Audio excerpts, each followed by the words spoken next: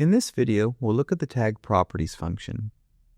The tag properties function returns any metadata linked to the tags, whether it be stored in the historian alongside the data or coming from an external SQL database if the system is so configured.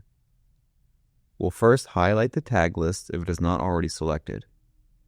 When generating a tag list, I try to leave at least one empty row at the top so that I have a space for my headers to reside when I output my function. Next, click the Tag Properties button. You can see the input range is already filled using the selected tag list.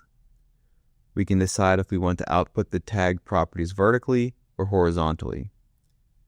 If the tag list is vertical, it's best to output the properties vertically as well, as they'll line up with the tag names. Finally, choose the output location. Since I left an open row, I can use the default location and the column headers will output to the first row. Click OK or Apply.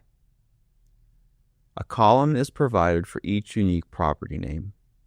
If a tag does not have the listed property, the field will be left blank. The source item ID and historian item ID may be the same depending if the tag is coming from the historian view or virtual view.